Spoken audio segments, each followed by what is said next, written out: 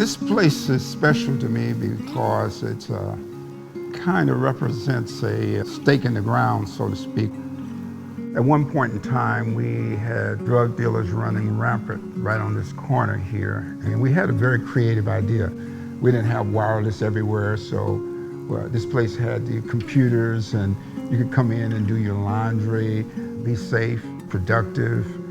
A lot of people came here because they liked the atmosphere, and it was wholesome. We never made any money, by the way. Did I mention that? We never made any money. But I was using my construction-related resources, similar to the way Jeff and them are doing stuff right now. There would be no Raymore Construction without a James Posey and a Workhorse Construction, because that paved the way for not just our company, for a lot of other minority companies. Tireless work that he did with TriMet, the city, the sheltered market programs, all these different things. Posey, as an entrepreneur, took me under his wing, and that's actually how I got into heavy civil construction. From there, I realized the opportunities that construction gave in terms of entrepreneurship and workforce opportunities to people of color. James is a pioneer in our community. He formed the Northeast Trucking Consortium, 15 minority truckers that was able to band together and win a big scope of work, the Interstate Max project. I can't tell you the times that me and James have, been completely at odds at each other because he didn't like an approach or the way that I was going, and boy, did he come and let me know he didn't. Those are the things that we need. We need to hold each other accountable to be able to work for the common good of the people. The military was a pathway out of the ghetto.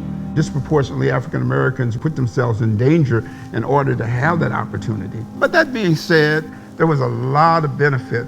You can get no better training free.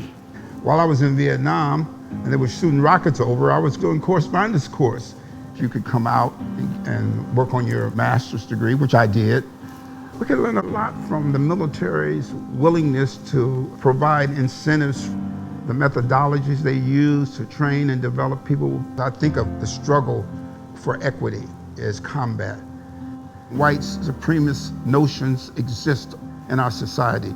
You can look at voter rights, who pays for these politicians and what their influences are on our society, anticipate what the next offensive is. You have to put that in your mindset. When we start talking about the construction industry and who has the resources, that's why you have to put organizational systems in place like NAMAC. He reminds me a lot of my grandfather, who was military, where you had to work in a team, bring others along, trust the folks that you were working with, discipline, work ethic, heart, passion.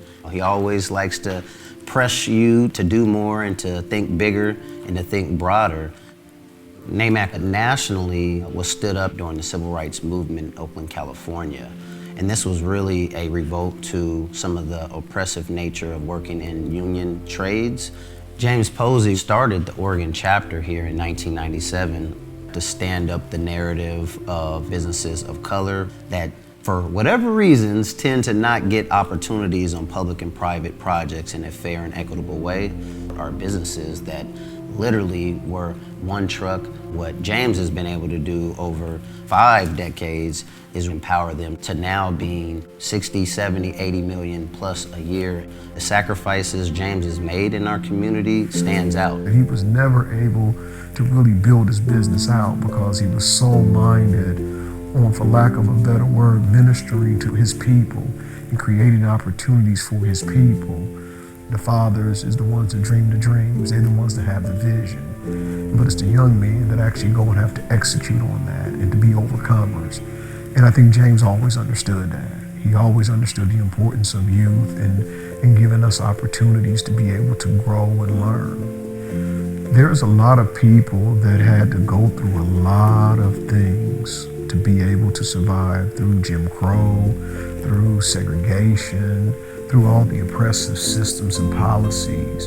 There's nothing like the time we stand in now to where equity's in the forefront, social and economic justice in the forefront. I could well against, some of the things that have happened to me from a racist standpoint, but at the end of the day, Black people in America, we can take the chains off our ankles ourselves, physically, literally, and psychologically. And the psychological piece is the one that we really got to work on. I think I got on the NAACP because James Posey talked to me. He was the economic development chair. And I came in as the education chair because that's what I do. So I left the NAACP. I kept thinking, like, I can't do this anymore, right?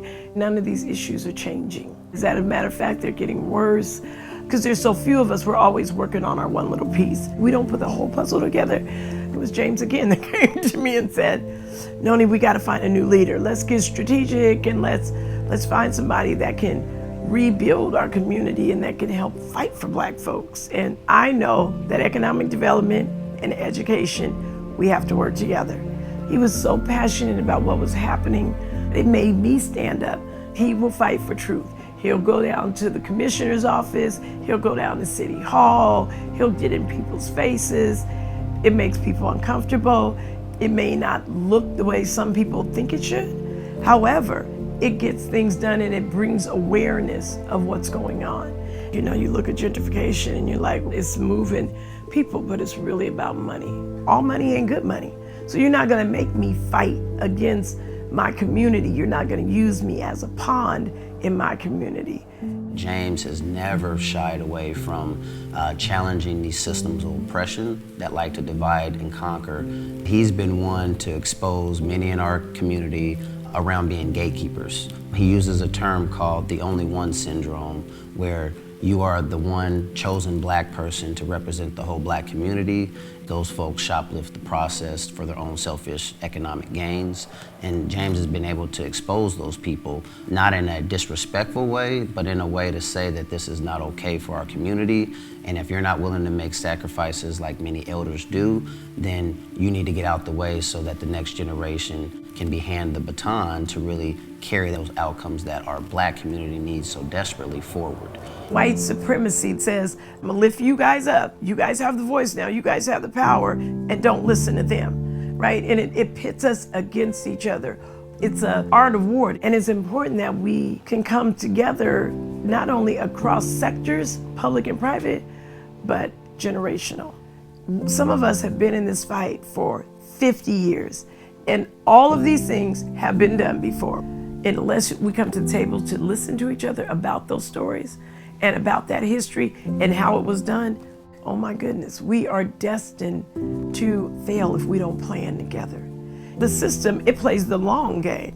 So while we want short gratification right now, they can wait you out 15, 20 years. I ain't gonna be here in 20 years. And I need to give you the information I have. I look at my community, buildings that are 7 stories high. But see, that happened 40 years ago when they changed the zoning laws. We gotta get better for all, not for one or two. And that's what I feel James is. He works for the collective. You always see Black people represented as being at the bottom or as being animalistic. It's always been in me to try to represent something better than what people have tried to portray us as. Using the construction model, I wanted to demonstrate that Black people contribute to the fabric of this community. And lo and behold, that model has manifested itself into what you see in Raymore. The clincher is, it was not about me, Chef, it was about community, about building something bigger than the both of us. A community where we can be respected. More importantly, we could respect ourselves. You know, when we did that interstate light rail, my dump trucks rolled in there. Every time I go down interstate right now, I get goose pimples knowing the work that we did on that project. And there's something about building, something about adding to rather than taking away. That goes for building institutions. Like I was a part of that Black Parent Initiative when it was about to fold, and that thing came back around because we didn't want to lose that institution. Things that would empower Black people is what I'm about. And when they throw dirt on my face, they'll probably know that I was in there trying to kick the dirt away so I could build some more capacity for Black people. So I've had fun with this. This is kind of a spiritual thing for me, because I think this is what God would want me to do. To be an agent for change, for progress, to continue moving upward spiritually. Everything that God has created is beautiful. And Black people shouldn't see themselves as being anything less than beautiful. It's about changing the paradigm we've had to endure as black people in America.